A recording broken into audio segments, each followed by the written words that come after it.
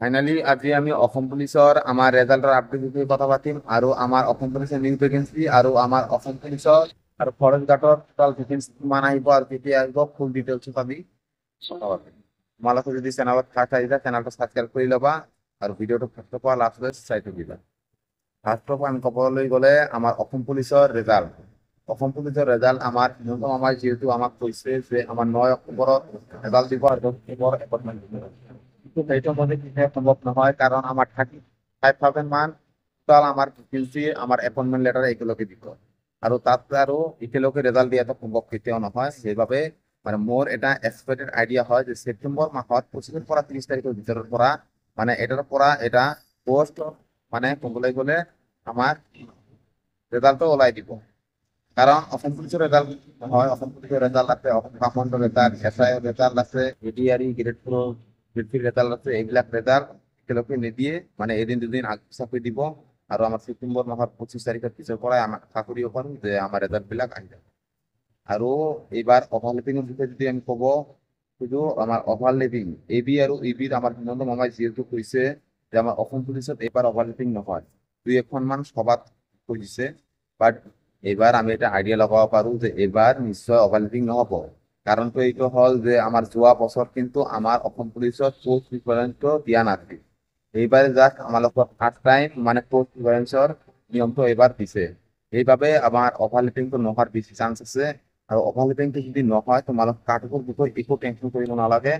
Cut-off বহুত ল' যাব অভাৰলেপিং নহ'লে।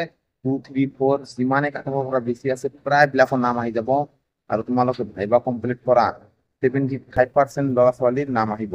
গ্যাৰাণ্টি দি কৈছোঁ অসম পুলিচত অভাৰলেপিং নহয়। সেইবাবে ইমানো টেনশ্যন কৰিব নালাগে। এইবাৰ কাটঅফ লৈ যাব যদি অভাৰলেপিং নহয়, আৰু যদি অভাৰলেপিং হৈ যায় তেনেহ'লে আমি ক'বলৈ গ'লে কাটঅফ অলপমান হাইয়ে যাব কিছুমান ডিষ্ট্ৰিক্টত। আৰু সেইবাবে ইমান টেনশ্যন কৰিব নালাগে, ৰেজাল্ট অতি সোনকালে আহিব। আৰু আমাৰ এবি আৰু ফৰেষ্ট গাৰ্ডৰ নতুন ভেকেন্সি এবি ফৰেষ্ট গাৰ্ডৰ আৰু ক'বলৈ গ'লে আমাৰ অক্টোবৰত আমাৰ এইবিলাক পোষ্টৰ পুলিচৰ লগতে 35,000 মান মানে ভেকেন্সিৰ এপইণ্টমেণ্ট লেটাৰ দিয়াৰ পিছতে নিউ ভেকেন্সি বিষয়ে কথা পাতিব। এতিয়া জাষ্ট আমাৰ হিমন্ত মামাই কৈ আছে যে নিউ ভেকেন্সি আমাৰ কেতিয়া কৈ থাকে অক্টোবৰত ওলাব, নৱেম্বৰত ওলাব তেনেকুৱা কৈ থাকে। কিন্তু মেইন কথাটো হ'ল যে আমাৰ এইবিলাকৰ সকলোবিলাক পোষ্টৰ জইনিং দিয়াৰ পিছতে তোমালোকক থাকিব আৰু নিউ ভেকেন্সি অহাৰ সম্ভাৱনা আছে নৱেম্বৰ মাহৰ লাষ্ট ফালে। যদি নৱেম্বৰ মাহৰ লাষ্ট ফালে নাহে তেনেহ'লে ডিচেম্বৰ মাহৰ ফাৰ্ষ্ট উইক নহয় ছেকেণ্ড উইকত ওলাই দিব। বাছ তোমালোকে এতিয়া যদি নিউ ভেকেন্সি তৈরি কৰি আছা তেনেহ'লে ভালদৰে পঢ়া শুনা কৰি থাকা আৰু ফিজিকেলৰ বাবে তৈৰি কৰি থাকা। কাৰণ এনেকুৱা নহয় যে খালি ফিজিকেলৰ বাবে তৈৰি থাকিলেই তুমি চাকৰি পাই যাবা, তেনেকুৱা নহয়। এতিয়া কম্পিটিশ্যন বহুত হাই হৈ গৈ আছে আৰু ৰিটাৰ্ণ কিন্তু বহুত টাফ হৈ গৈ আছে। সেইবাবে ৰিটাৰ্ণৰ বাবে বহুত মানে ভালদৰে পঢ়ি থাকা। আৰু নিউ ভেকেন্সি টোটাল আমি অসম পুলিচত মিনিমাম 5,000 মান ওলাব, মানে 5,000 ওপৰত ওলাব। আৰু আমাৰ ফৰেষ্ট গাৰ্ডত ক'বলৈ গ'লে প্ৰায় আমাৰ ফৰেষ্ট গাৰ্ডৰ 3,000 মান ওপৰত পোষ্ট ওলাৰ সম্ভাৱনা আছে আৰু এসআই পোষ্ট ওলাব, অসম কামাণ্ডো ওলাব।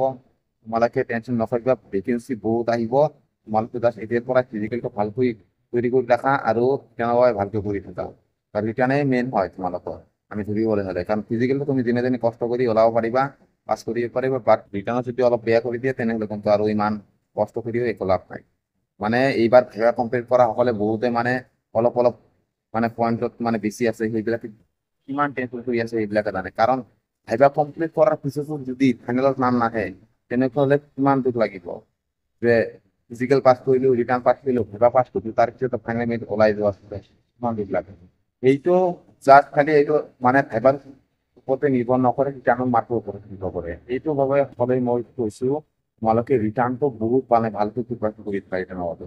ৰিটাৰ্ণত যদি ভাল মাৰ্ক লৈ আহিব পাৰা তেনেহ'লে ভাইভাত আৰু তোমাক একো ডিপেণ্ড নকৰিলে তোমালোকে 100% নিউ ভেকেন্সি তোমালোকে চাকৰি ল'ব পাৰিবা।